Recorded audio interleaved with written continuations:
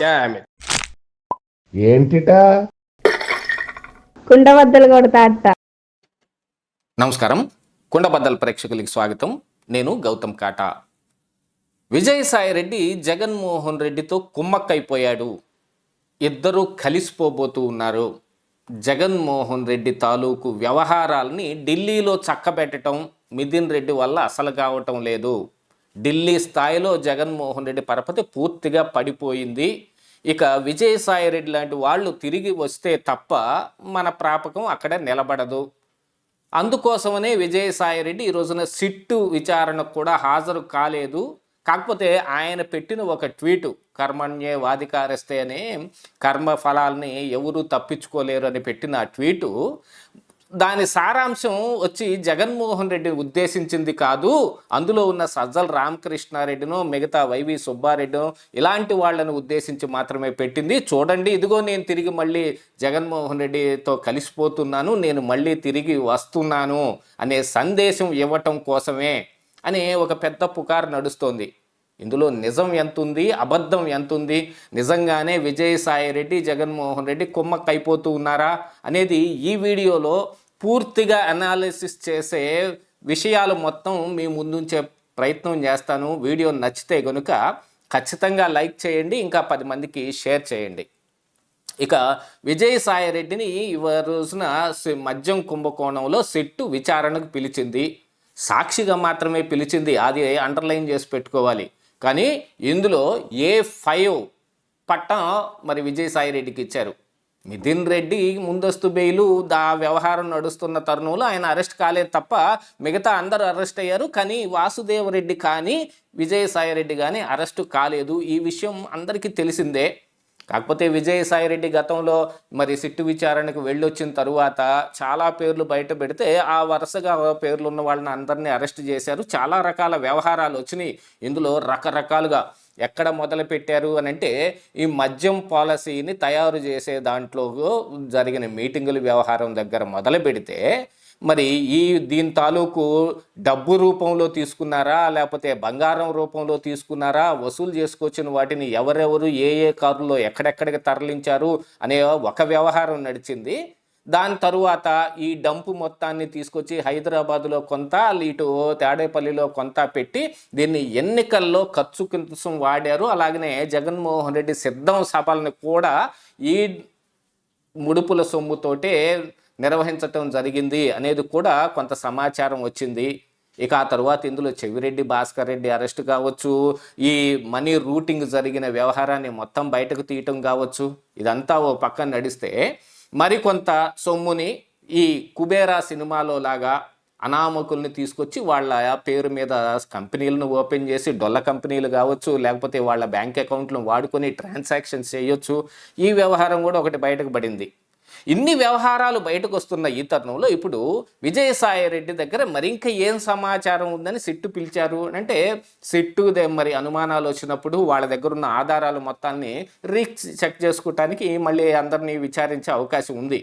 కానీ ఒక్కసారి మాత్రం మిథున్ రెడ్డిని విచారణకు పిలిచి ఆయన ముందస్తు బెయిల్ను రద్దు చేయించడానికి చూస్తున్నారు తప్ప మళ్ళీ విచారణకు పిలవట్లేదు. ముందస్తు బెయిల్ ఉన్నంత మాత్రాన విచారణకు పిలవకూడదు అనేది ఏం లేదు. కావాలనుకుంటే రోజు విచారణకైనా పిలవచ్చు. అదే కదా జరుగుతుంది. గతంలో ఈ వైఎస్ వివేకానందరెడ్డి హత్య కేసులో కూడా అవినాష్ రెడ్డికి బెయిల్ ఉన్న తర్వాత కూడా మరి ఆ రోజున సిబిఐ విచారణకు పిలిచింది. ఆయనకు కావాల్సినవన్నీ ఈ సమాచారం మొత్తం కూడా సేకరించారు. అందుకని విచారణ చేసే అవకాశం అయితే ఉంది. కానీ మిథున్ రెడ్డి కానీ పెద్దిరెడ్డి కానీ ఢిల్లీలో వాళ్ళ స్థాయిలో వాళ్ళు చక్రం తిప్పుకొని వాళ్ళ వరకు ఆపెట్టుకున్నారు అనేది ఒక సమాచారం వస్తుంటే, అసలు ఈ మద్యం కుంభకోణాన్ని మొత్తాన్ని గోల్మాల్ చేసేయటానికి కేంద్రంలో ఉన్న నాయకుల ప్రాపకం సంపాదించాలి అని అంటే జగన్మోహన్ రెడ్డి మరి వాళ్ళని కలవాలి, వాళ్ళ దగ్గర మాట్లాడుకోవాలి, మరి మిగతా వ్యవహారాలు ఏమన్నా ఉంటే అవి కూడా చూసుకోవాలి. యూజువల్గా జరిగేది ఇదే. ఆయన అధికారంలో ఉన్నప్పుడు మరి ఢిల్లీ వెళ్ళిన ప్రతిసారి ఈయన కేసుల గురించే మాట్లాడేవాళ్ళని. దీంతోపాటు ఇప్పుడు సిబిఐ ఈడీ కేసులు, ఈ వ్యవహారంలో కూడా ఒక్కొక్క కేసు కొట్టివేసేదాకా తీసుకొచ్చుకోవాలన్నా కూడా ఈయన మాట్లాడుకుని తీరాల్సిందే వాళ్ళతోటి. అలా మాట్లాడుకోకుండా ఏ కేసు ఊరికనే వీగిపోదు. ఆ విషయం అయితే అందరికీ తెలిసిందే. ఇక జగన్మోహన్ రెడ్డి మరి అటు మోడీతో కానీ ఇటు అమిత్ షాతో కానీ అపాయింట్మెంట్ కావాలి అంటే దక్కని పరిస్థితులు ఉన్నాయి. మిథున్ రెడ్డి వాటిని మేనేజ్ చేయలేకపోతూ ఉన్నాడు. ఇక్కడ ఎంపీలు మిగతా ఎవరు ఆ బీజేపీలో ఉన్న వాళ్ళతోటి అంతగా మేనేజ్ చేయగలిగే స్థాయిలో లేరు. ఇక అప్పుడు విజయసాయిరెడ్డి అవసరం బాగా వచ్చిందనేది ఇక్కడ కనపడుతోంది. మరి విజయసాయిరెడ్డిని అన్ని మాటలు మాట్లాడిన తర్వాత ఆయన కూడా హర్ట్ అయిపోయి అసలు రాజ్యసభ సీటుకే రాజీనామా చేసేశాడు కదా, ఇంకెందుకు వెళ్తాడు అనే అనుమానం వచ్చిన రాజ్యసభ సీటు రాజీనామా విషయంలో కూడా ఓ పెద్ద గోల్మాలే. జగన్మోహన్ రెడ్డి విజయసాయిరెడ్డి ఇద్దరు కలిసే ఆ సీటు ఖాళీ చేసి బీజేపీకి ఇచ్చారు అనేది కూడా ఒక వార్త వినికిడిలో ఉంది. దాదాపుగా అందులో నిజం ఉండే అవకాశాలే మెండుగా కనిపిస్తూ ఉన్నాయి. అలాగ ఒక రాజ్యసభ సీటుని ఇవ్వటం ద్వారా విజయసాయిరెడ్డి మరి ఇక బయటకు వచ్చినా లోపలున్నా ఏం జరిగినప్పటికీ ఆయన వ్యవహారాన్ని అయితే ఏదో రకంగా కూటమి నాయకులతోటి మింగిలవుతూ చక్కబెట్టుకుంటున్నాడు. కానీ మరి ఇప్పుడు ఈ కూటమి నాయకులతోటి మింగిలయ్యే ముందుగా అంటే అధికారంలో ఉన్నప్పుడు ఆయన నోటికి కానీ ఆయన ట్విట్టర్కి కానీ అద్దు పొద్దు లేదు. పర్సనల్ విషయాలతో సహా తీసుకొచ్చి బాడీ షేమింగ్ చేసి ఉన్న హెయిర్ కలర్తో సహా చంద్రబాబు నాయుడు గారిని అవమానించడానికి ఎన్నో రకాలుగా రాసిన మరి ఈ రోజున వాళ్ళు వీళ్ళెత్తి సంకన పెట్టుకోలేదు. అలాగనే ఇప్పుడు జగన్మోహన్ రెడ్డి కూడా అవసరమైతే ఎత్తి పెట్టుకుంటాడు. పెట్టుకోకుండా ఎందుకుంటాడు? అదే జగన్మోహన్ రెడ్డి విజయసాయిరెడ్డికి ఫోన్ చేసి పిలిస్తే వెళ్ళకుండా ఉంటాడా? ఉండే అవకాశాలు ఏం లేవు. కానీ మరి ప్రజాబాహుల్యానికి తెలిసినట్టుగా ఇప్పుడు వెళ్ళిపోయి మళ్ళీ విజయసాయిరెడ్డి వైఎస్ఆర్ కాంగ్రెస్ పార్టీలో చేరిపోయి మళ్ళీ పాత యథావిధిగా ఆయన సంఖలోనే దూరితే మళ్ళీ నాటకం అంతా ఓపెన్ అయిపోతుంది. కాబట్టి వైసీపీలో చేరకపోయినా ఈయన బయటే ఉంటున్నా జగన్మోహన్ రెడ్డి కోసం పనిచేయటం అనేది తథ్యంగా కనపడతా ఉంది. ఆ అవసరం విజయసాయిరెడ్డికి కూడా ఉంది. కేవలం ఈ ఒక్క అంశంలో ఈ విజయసాయిరెడ్డి పాత్ర చాలా తక్కువగా ఉండటం మూలాన సిట్టు కూడా ఈయన మీద ఎక్కువ కాన్సన్ట్రేట్ చేయకపోయినా ఇంకా చాలా వ్యవహారాల్లో విశాఖలో భూముల వ్యవహారం కావచ్చు, మిగతా ఇతరత్ర వ్యవహారాలు కావచ్చు, పాత సిబిఐ ఈడీ కేసుల వ్యవహారాలు కూడా కావచ్చు, ఇద్దరికీ దక్కాల్సిన ఇమ్యూనిటీని విజయసాయిరెడ్డి మేనేజ్ చేయాలి. విజయసాయిరెడ్డి మేనేజ్ చెయ్యకపోతే జగన్మోహన్ రెడ్డి కూడా బయటపడటం కష్టం.